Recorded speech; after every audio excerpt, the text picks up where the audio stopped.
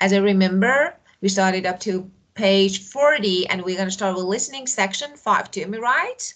Yes. Okay. You know, after COVID, okay, Yeah. you recover and you're going to start with your favorite part, listening section. Yeah. Okay, so let's get started. I think this part is not really difficult for you. Well, actually today we're going to learn some verbs that we normally use to describe trends. But, you know, Yeah. especially, you know, for IELTS in writing task 1, we use these verbs to describe some charts, diagrams, okay? And here we're going to learn how to use them to talk about business trends. Well, first of all, let's get started with listening section. Yeah. And now, okay, so let's listen. Let's listen to the first word of the interview and complete the chart. Hugh Campbell is the founder of GP Capital, a London-based finance firm which raises money for entrepreneurs. Listen to the first part of the interview and complete the chart. So first of all, let's check the question, what we need to look for and we need to hear. Business set up by new entrepreneurs, and business borrowing up to, business borrowing more than, type of investor. So we're gonna fill in the blanks. So let's get started. Just let me, okay, find this. Well, I think 5-2.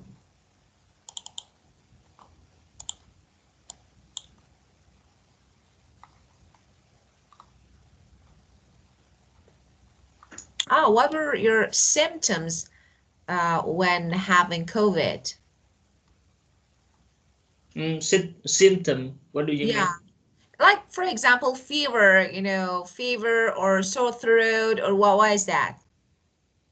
Mm, yeah, I feel I have feel I have felt headache.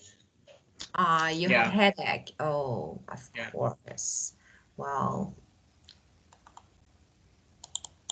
okay. Let's. Recording 5.2. What are the best ways for a new business to raise money? Well, I think there are 3 key areas to look at if you're an entrepreneur. The first area is bank debt. The second area is private investors, or in the UK, business angels is their colloquial term.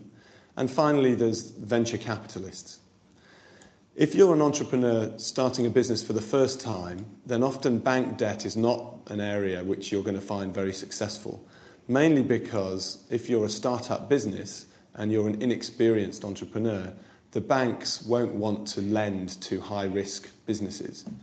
And if you don't have any trading history, then they are unlikely to provide you with bank debt or with an overdraft. That is, unless you want to provide a personal guarantee to the bank, perhaps putting your house at risk. The second area, if you're a startup business, is private investors or business angels. These are typically wealthy individuals that over their life have saved up a considerable amount of money which they want to invest in high-risk, high-return businesses.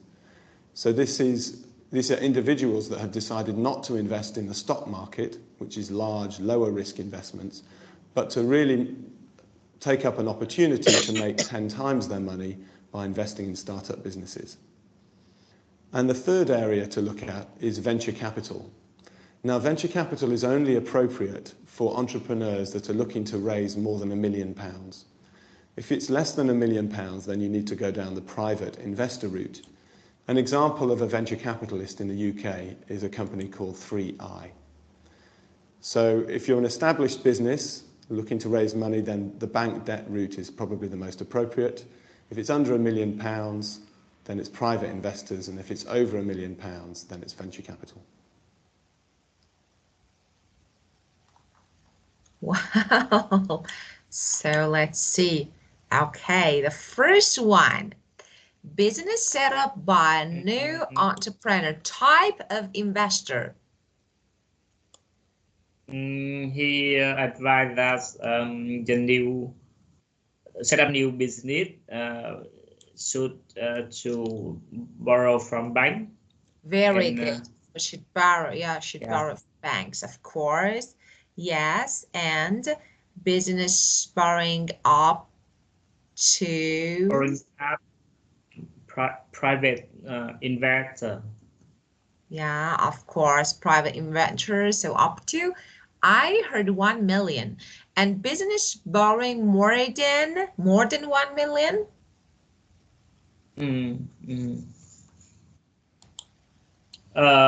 Venture capital. Yeah, venture capitalist. Yeah, very good. And do you have any idea about the meaning of this venture capitalist?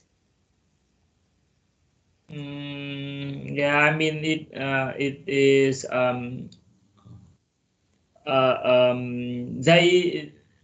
they have a lot of capital, so they find the new the business with very potential, and they invest money Yeah, of into course. that company.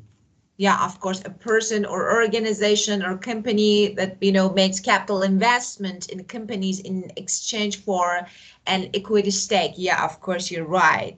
Well, okay, so it's a kind of course, it's again, private investor.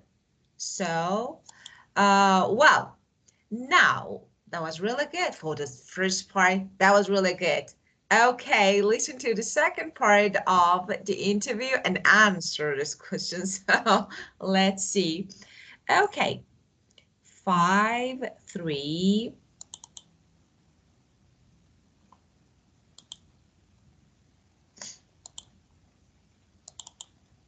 Recording 5.3. And how do venture capitalists select the best companies to invest in? There's no real hard and fast rule here, and it's certainly more of an art than a science. However, there are 3 areas that a venture capitalist will look at.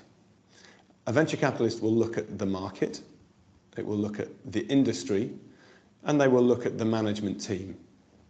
Now, the market is an important area because as an investor, I want to invest in a business which is selling product into a fast-growing market, a large and fast-growing market. Because as an investor, if I invest £1 million, I want to make £5 million as my return. So that means I need to invest in a market that is growing very quickly. And the market's important to note is all about the buyers. So who is going to buy my product? At what price are they going to buy it? The second area is industry. And the industry is all about the sellers. So it's all about the competition. So if you're Renault, you're competing against Volkswagen, BMW, and Mercedes-Benz, for example. So as an entrepreneur starting a business, I need to make sure that I have a lot of competitive advantage. And in many cases, I deal with technology companies. That means I need to have some intellectual property or some patents which protect my technological advantage. So the second area is industry. And the final area, which I think is the most important, is the area of the management team. And management teams are very difficult to assess, but venture capitalists look at 3 areas. They look at the experience of the management team, i.e. how well do they understand the market and the industry that they're going into. They look at the ability of the management team to execute on their business plan. So if they've said they're going to create a business with revenues of £10 million, as an investor, how much do I trust that view? And finally, which is a very subjective area, is does this individual manager have the personal commitment to deliver on this plan? Are they willing to work 24 hours a day to ensure that my £1 million turns into £5 million? Wow. According to here, which 3 areas do venture capitalists look at when selecting companies to invest in? So that's really important. Oh, that's really, actually about venture capitalist. That's really interesting. The word venture, like risk. So of course, do you think they really take risk? because, you know, they are investing in something like, for example, startups or new businesses like entrepreneurs. So what do you think? They really take risk by doing this? Yes, I think so. I think the new business only have about 5 to 10% in the US become got success. Yeah, of course, I do agree. I do agree. And, you know, maybe the money can be gone. So I think you should be really, really wealthy and, of course, brave to do this. But, of course, if it works, yeah, of course, yeah, it has really good maybe outcomes for them. Well, okay. So 3 areas. What do you think? He mentioned the market, industry, and team management. Very good. Management team, of course, as you said, business market and industry and management team. That was really good. And what type of market is good to invest in and why? A market is grow is a good market to invest because he believe that in the market weak growing they easy to sell their product. Yeah, it's like, yeah, as you mentioned, yeah, large and growing market. So as you said, because of course, you know, these types of markets like provide high returns as fast as possible, but of course, you know, they are interested in. So yeah. And number 3, what helps some businesses to win against other companies? Yeah, I'm not sure. I'm not sure. Okay, you couldn't hear. Yeah. Okay, so let me help you, then you tell me what do you think. Okay, as we heard, it was like intellectual property. Could you hear something like this? So, and do you, yeah, so do you have any idea about intellectual property? That mean one Disney or some big company they have some intellectual property. For Yeah. example, Makin Mouse. Yeah, it's like, yeah, of course, as the name indicates, so intellectual refers to any intellectual creation. So it can be, yeah, it can be, I don't know, something like artistic works or, you know, for example, names, symbols, so everything, design, invention, so all of them are included, intellectual property, yeah. And as I heard, so I don't know if you heard like this, it's something like, you know, having ideas or knowledge that, you know, yeah, it's something that you only own. So that's really important. So especially, I don't know, some, you know, they meant some copyrights, as you know, in this field. So intellectual property for number 3. Of course, we will listen again if you want. And the next one, okay, what 3 questions would you ask the management team?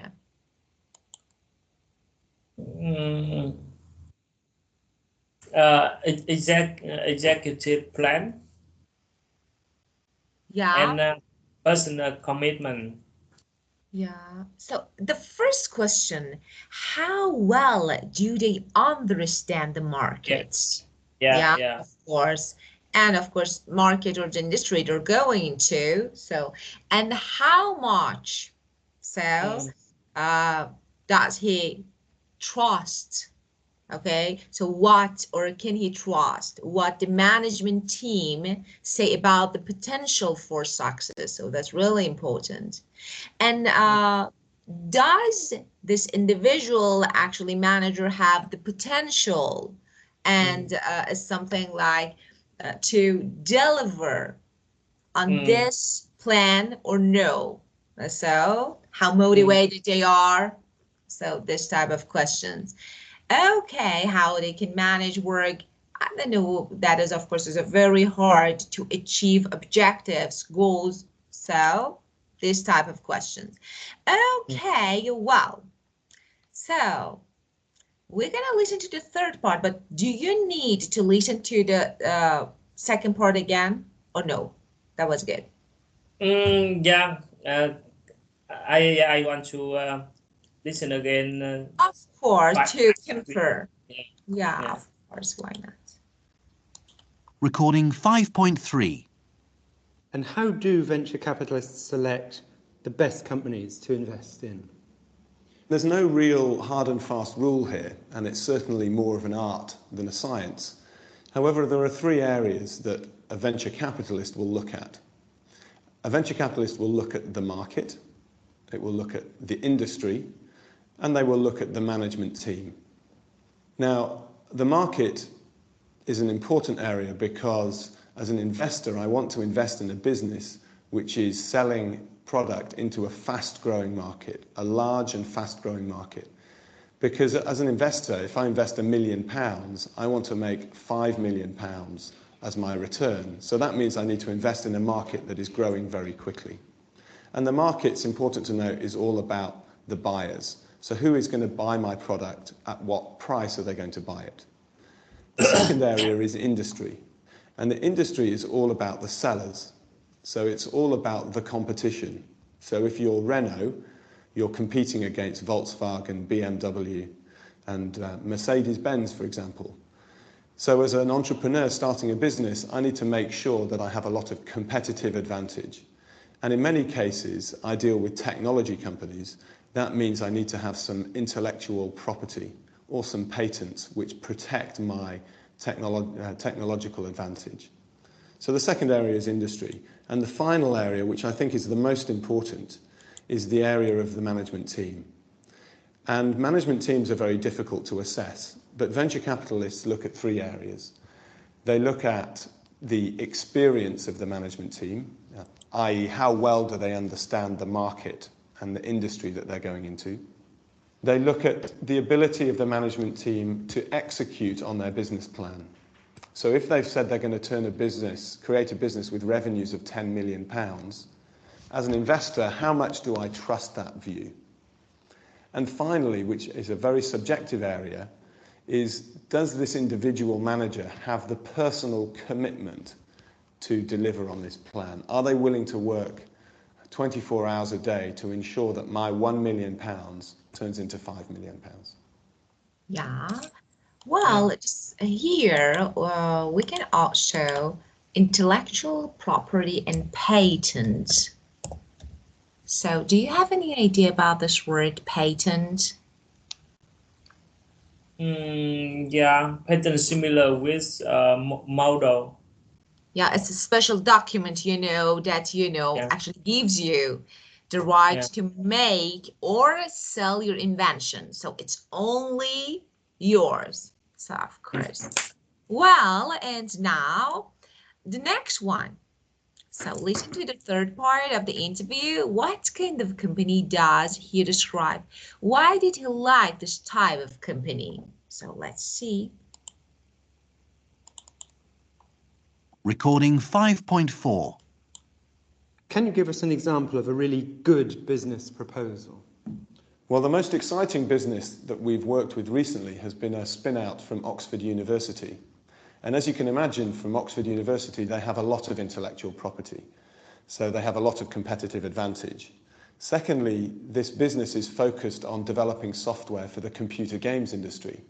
The computer games industry is a very exciting market. It's been growing very, very strongly over the last few years and will continue to do so with the success of people and games like Lara Croft.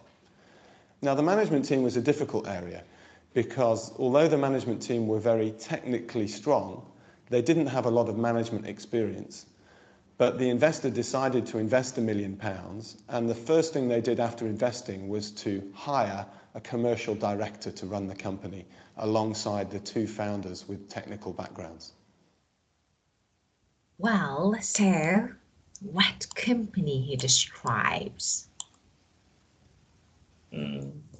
A computer game company. Of course, the field was game, yeah, computer game industry. But you know, it was like a company actually set up by people from Oxford University. Could you hear this word?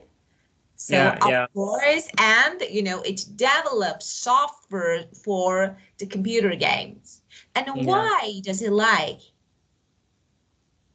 I'm not clear, but I think because that company they have a lot of intellectual property. So yeah. So, and the second one, so the first one, yeah, it owns a lot of intellectual property. So, and the second one about computer games. As we know, this market is growing very fast. So everyone is, because of this, he is interested in. Well, do you need to listen again to check or no? It was clear. No. Okay, very good. Well, let me see. You have had a big and significant progress in listening section. Well, what happened? You know, it's like, you know, I remember, so maybe the first time that we started listening to this type of audio track. So you were like, you know, a bit, yeah, you had a bit difficulty while listening, but now you're perfect. What happened to you? Do you review, listen? So what do you do, or everything? So I think you got used to listening, you know, different accents. It's perfect. No, because this topic I think is similar with my work, because I work in a software company. So I have read some document about the investment.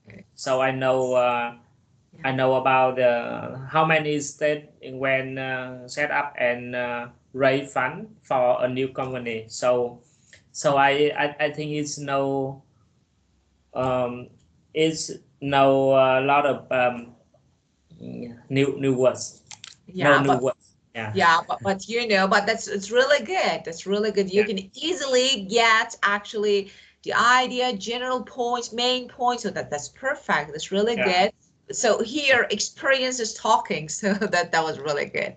Well, okay. Listen to the final part of the interview. Which of the statements are true? Correct the false ones. So let's listen to the last part. Recording 5.5. And have you ever missed investing in any big business opportunities? I think there is one company in particular that I now kick myself about. And this is a company in the market of internet advertising. And I missed out on this mainly because I didn't understand, or I couldn't predict the market opportunity. As you know, the internet bubble collapsed very publicly in 2000 and 2001. And this business that I met offered me an opportunity to invest £1 million at a valuation of 5 million. But I decided to turn them down, even though the team was very good, mainly because I couldn't understand how anyone could make any money advertising on the internet. Now, over the last 2 or 3 years, although the media have written a lot of negative things about the internet, you and I and everybody around this table continues to spend time, more and more time on the internet. And so actually this business model started to look very exciting. And last year the business was sold to a US competitor for £160 million. So the numbers are very exciting. I was offered an opportunity to invest and take 20% of the business for £5 million, and it's now been sold 2 years later for 160 million. So I think if I'd have taken up that opportunity, I'd probably be on my yacht down in Monaco right now. Wow. You was offered the chance to buy 50% of an internet business. Yeah, but but this section I think I need to listen again. Of course, yes, Yeah. of course. Recording 5.5. And have you ever missed investing in any big business opportunities? I think there is one company in particular that I now kick myself about. And this is a company in the market of internet advertising. And I missed out on this mainly because I didn't understand or I couldn't predict the market opportunity. As you know, the internet bubble collapsed very publicly in 2000 and 2001. And this business that I met offered me an opportunity to invest £1 million at a valuation of 5 million. But I decided to turn them down, even though the team was very good, mainly because I couldn't understand how anyone could make any money advertising on the internet. Now, over the last 2 or 3 years, although the media have written a lot of negative things about the internet, you and I and everybody around this table continues to spend time, more and more time on the internet. And so actually this business's business model started to look very exciting. And last year the business was sold to a US competitor for £160 million. So the numbers are very exciting. I was offered an opportunity to invest and take 20% of the business for £5 million, and it's now been sold 2 years later for 160 million. So I think if I'd have taken up that opportunity, I'd probably be on my yacht down in Monaco right now.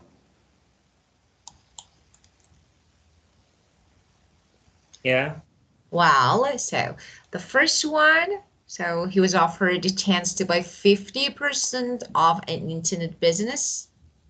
I didn't listen. I didn't. You didn't get this part. Yeah. Didn't Yeah. get this part.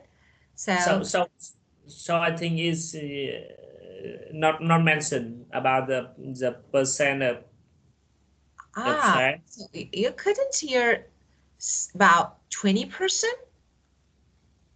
No. Okay, let me help you. Yeah. Recording 5.5. And have you ever missed investing in any big business opportunities? I think there is one company in particular that I now kick myself about. And this is a company in the market of internet advertising.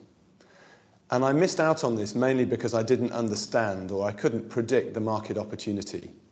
As you know, the internet bubble collapsed very publicly in 2000 and 2001. And this business that I met offered me an opportunity to invest £1 million at a valuation of 5 million. £1 million, valuation of 5. So this, okay, 1 out of 5 is 20%. Agree? Yeah. So, yeah. Okay. Yeah.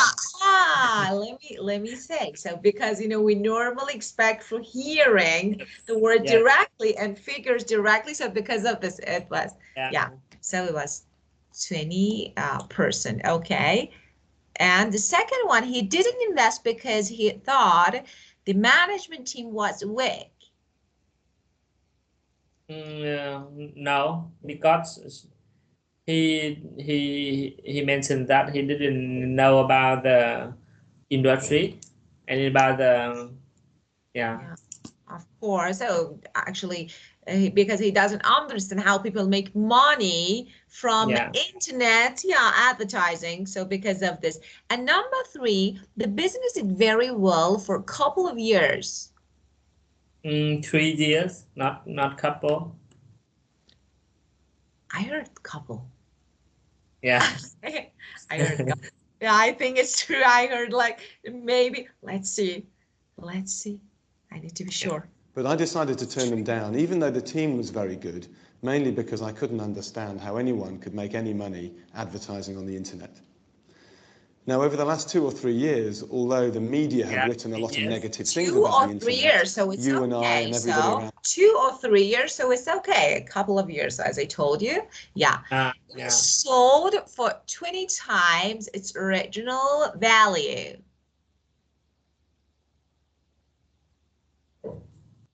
I think I need to listen again and calculate. Because you didn't hear, you didn't hear the word, the figure. So this table continues to spend time, more and more time on the internet.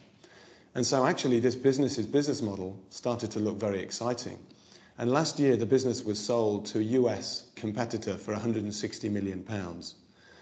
So the numbers are very exciting. I was offered an opportunity to invest and take 20% of the business for £5 million, and it's now been sold 2 years later for 160 million.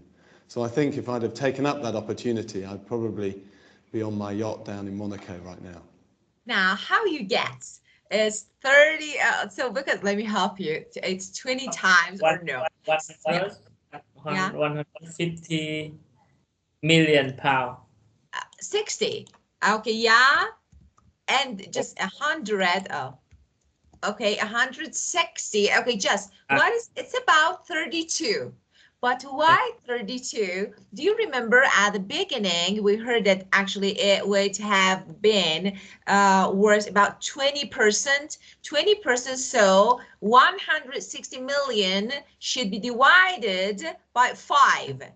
So if it's divided by 5, it will be about 32, I think 31 or 32. So because of this, so this one divided by 5 million. Okay, so it's about 32. Wow.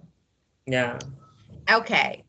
And now, or you can say that's really easy. You know that his venture capital, capitalist companies share is about 20% of 160 million, so it's about 32. Yeah. Yeah, sometimes. Okay, well, let's see what we have about Walmart. We have 2 articles. Okay, so let's read and talk about them. So we're going to complete the parts of the chart on page 42, which relates to your article. So this one we have Walmart and Target stores. So let's read. And of course, let's talk about words and the phrases from the beginning. Okay, so Walmart yesterday really surprised investors when sounded a strong note of optimism. This optimism is marked turned around. Okay, so turned around, as you know, it's like a complete change from a bad situation to good situation. So we say turn around. So because of this, we say optimism. So it's a complete change from a bad situation to a good situation. Yeah. Okay, turn around from 3 months ago when Walmart warned about the strength of the recovery in U.S. consumer spending. Liz Scott, the CEO, said, I am more optimistic about the year we've just started and I've been in several years. I'm not only optimistic about the economy and the continuing strength of the housing market, but also encouraged about Walmart's position. Scott was also encouraged by consumer spending, which he said was driven by higher tax refunds and eventually improvements in the job picture. The world's largest retailer by revenue said fourth quarter profits rose 11% to $2.7 billion or 63 cents a share, compared with $2.5 billion or 56 cents a share over a year ago. So revenues for the quarter increased 12.2% to $74.5 billion. For the full year, Walmart's profit jumped 13.3% to $8.9 billion or $2.03 a share, up from a $7.8 billion revenues increase 11.6% from $229.6 billion to $256.3 billion. International sales were strong. How many numbers? Contributing about $7 billion to the near $27 billion gain in overall sales. Mr. Scott said Walmart had a good year, but the international division had an excellent year. He stressed that while gross margin was better than the original forecast, the improvement was thanks to the mix of merchandise at higher prices. We're not raising prices and have no intention of doing so, Mr. Scott said. Okay, so as you can see, just the purpose of having this task is to compare some figures here. And just, you know, we want to talk about, do you remember that I told you that we have some verbs that we can increase, fall, okay, plummet, plunge. So we're going to talk about them. So as we can see, the first part, of course, we will complete this table together. So let's check the second one. Okay. Target Stores by Lauren Foster. Target yesterday beat Wall Street expectation when it delivered a 21.5% rise in quarterly earnings. Gains in Target's credit card business, as well as both its Target Stores division and Marshall Field stores, offset a small drop in pre-tax profit at the Martin's department store chain. Okay, so here we have another word that is offset, a balance. So just, you know, it makes or it's balance a small drop, fall. Okay, Target is cultivated more upmarket and style conscious, that's really good, image than all the discount retailers. It's the third largest general retailer in the U.S. revenues. Target yesterday said it saw continued price pressure from rival Walmart. For the third quarter, Target's profits rose to $832 million or 91 cents a share, compared with $688 million or 75 cents a share a year ago. Analysts had expected Target to earn 87 cents a share, according to Reuters research. Revenues for the quarter rose 10.7% to 15.57 billion from 14.06 billion, while same-store sales from store open at least rose 4.9%. Okay, I'm feeling like I'm telling news. Target said pre-tax profits soared 18.5% at Target stores at the department stores, which have been ailing. Pre-tax profit jumped 15.6% at Marshall Field, but fell 0.3% at Marvin's credit card. Options added $168 million to pre-tax profit in the recent quarter, up 11.7% from a year ago. For a full year, Target's profits were $1.84 billion or 2.01 a share, up 11.4% from $1.65 billion or 1.81 a share the year before. Okay, revenues rose 9.7% to $48.16 billion from 43.191 billion, driven by new stores, a 2.9% rise in the same store sales and growth in credit revenues. It's really difficult to be a reporter, I think. You know? It's really, it's really difficult. Well, especially when it comes to numbers and figures. Well, okay. So let's talk about this too. According to these two articles, so let's complete the chart. Okay, fourth quarter, Walmart, Target, full year, and fourth quarter. So let's see. Total profit, okay, about Walmart. So let's see if you can see. Yeah. So let's see if we can find figure for quarter. I could find it. So fourth quarter profits. Line 30.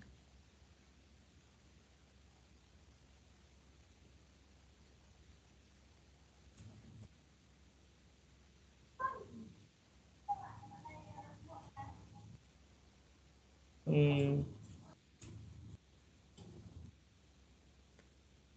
11%. Oh, 11%. Yeah, this is increase in profit, so it's okay. But total profit, as you can see here, line 30, So fourth quarter profits rose 11% to, okay, we need a figure here, $2.7 billion. So here we need figure, okay? And for whole year, so let's see, a year. Line 40 for the full year.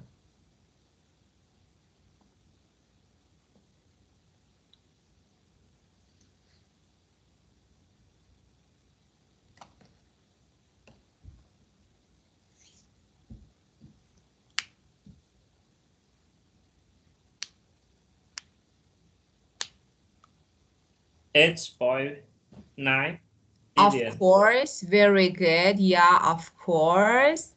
And okay, increase in profits, earning. It's okay now percent. So is it equals yeah.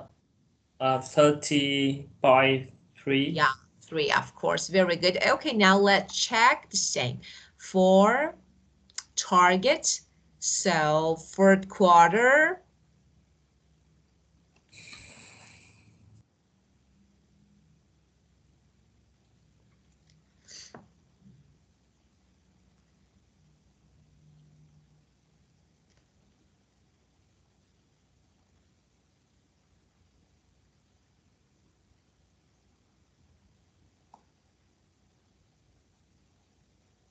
$50.57 billion. But as I can see here, look, this one for the fourth quarter targets profit rose to $832 million. Do you agree? So I think it is not revenue increase. of course, No, increase profit rose. Total profits. Yeah, Total profits. but you know, total profit, yeah, of course, but total, look, as we can see here, we have 21.1% rise in quarterly earning, okay, here. So the percent is 21.1%. Now here, as you can see, we have some explanation, this one.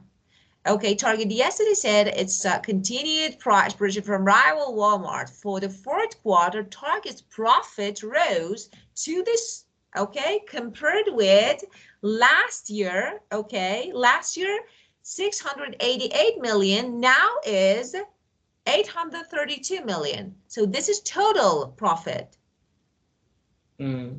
Yeah, I think so.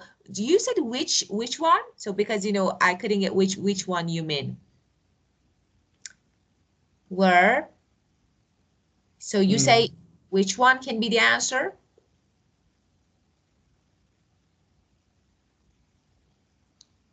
Could you say your answer again, please? Because, you know, I want to know because your answer was different from mine. So I want to know how you found it.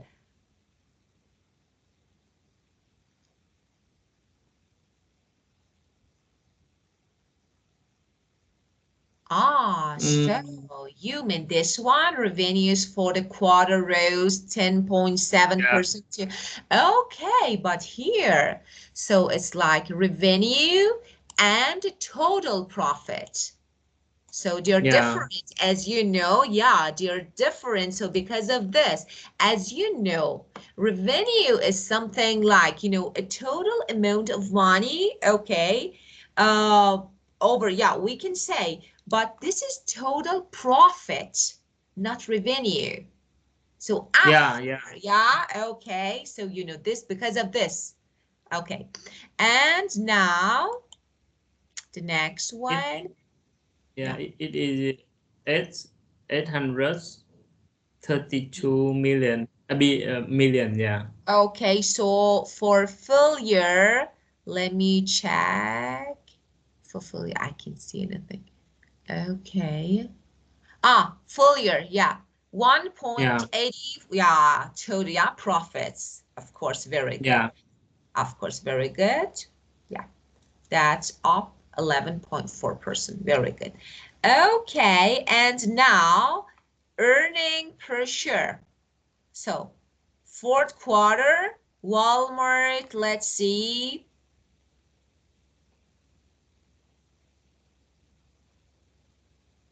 Walmart per, okay, fourth quarter.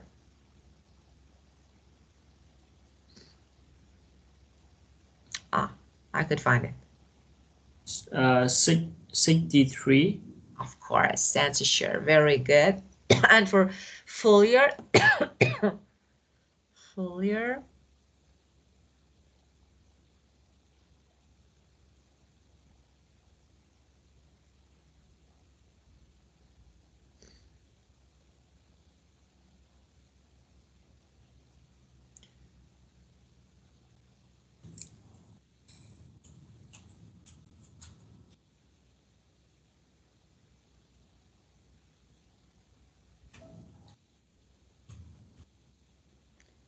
Here for the full year, Walmart's profit jumped, okay, percent to this, or 2.03 a share. So, sure, yeah. Okay. And now for target, let's see. Quarter earning per share. The target. I could find it. Here.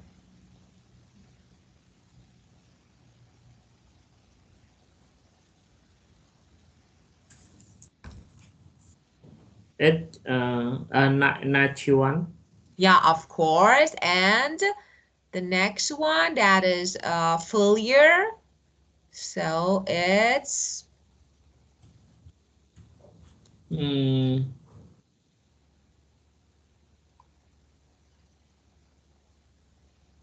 here, full year.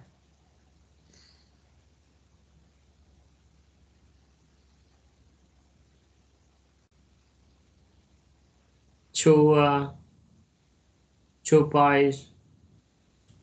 0.01, of course, 2.01, of course. And now sales revenues. Okay, now this one is different from, okay, as you said, here we can use the figures that you mentioned. So, for example, for fourth quarter, that is this one. Okay, let's see. Yeah, here.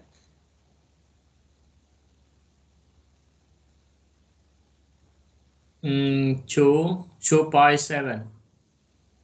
Okay, billion. so yeah, just revenue. So here we need, yeah, of course. So, but here, look, 74, yeah, of course, $0.5 billion. So revenue, so they're different. And for full year, let's see. 256.3 billion. Yeah, of course, right. And now for target revenues. For the first quarter, it is 15.57 billion. Yeah, of course. Just let me say something for actually figures, especially decimals. So when we have after decimal, we have numbers. We read them one by one. 15 is okay, 0.57, so it's better. Okay, for figures, reading this way is better. Okay, yeah, and for full year,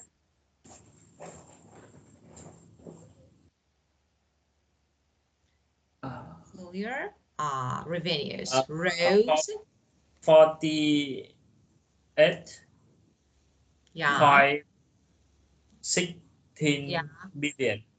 16 billion. Okay, very good. Well, so we could complete. And now, so let's talk about this two company. Which company feels confident about the future? They're more sure according to these two articles. You think which one? because you need to be optimistic, you know, an optimist. So I think, yeah, Walmart. of course, of course. Well, the second one, which one has developed more fashionable image? Fashionable image.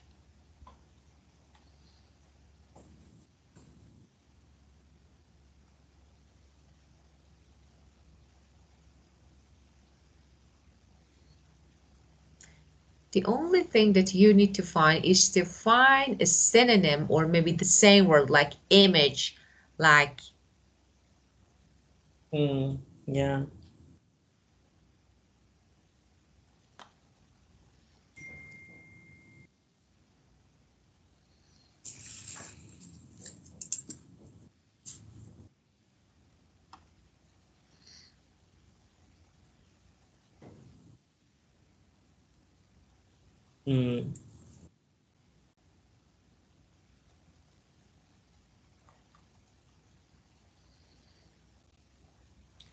so. I think Target store. You are definitely right.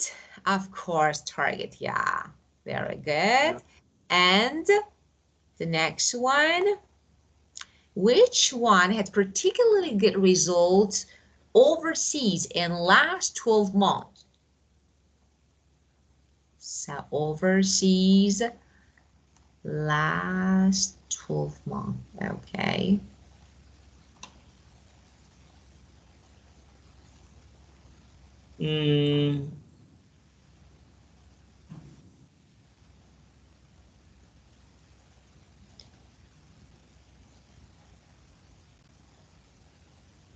Target store.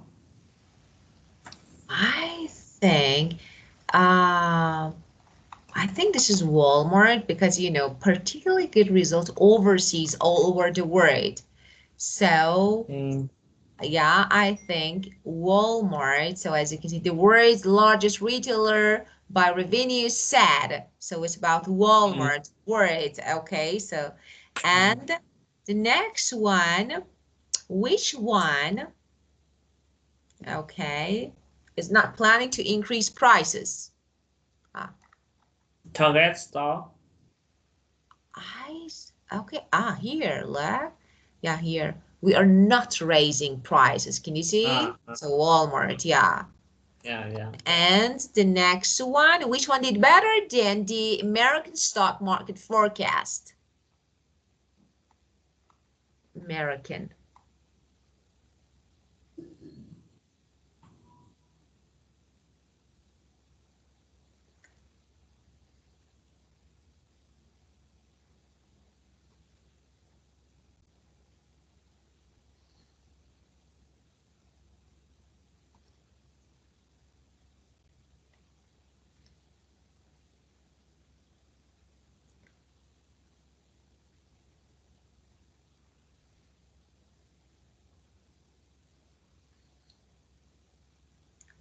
As you can see, Wall Street, so you can only target yesterday beat Wall Street expectation.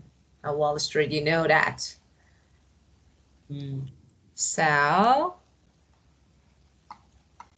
targets. Yeah. Well, so do you know anything about Wall Street? I see in the last paragraph the mid cost said Walmart had a good years, but international division had an Yeah, but excellent. here we have American stock market because as you know, Wall Street is a street in New York, okay, where actually, you know, the New York Stock Exchanges, you know that the center of actually stock exchange is Wall Street. So because of this, we say American. Yes, because of this, we say target. And the last one, let's answer this one. And which one feels its success is due to the variety of its goods? So which one?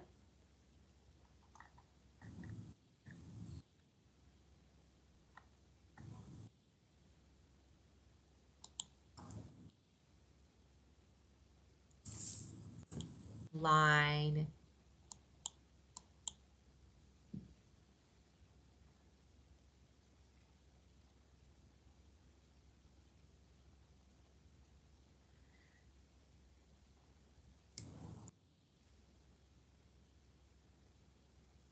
The last paragraph. Let me help you. The last paragraph of Walmart. Yeah, can you see? We're gonna find a synonym for merchandise. of course. Variety of goods, mix of merchandise. So they actually, this one is the paraphrase of the question. So we can say Walmart. Okay, of course, as I told you, in reading task, we don't see, we don't have same and actually matching words. They're different synonyms and paraphrases. And now, well, so it's all about this part. So up to part E, and the next session we'll get started with E. Well, okay. Thank you. It was really a good time with you, and I'm happy that you are feeling better now. And have a great day, fruitful day. See you. Thank you. See you on next time. Of course. Goodbye. Bye.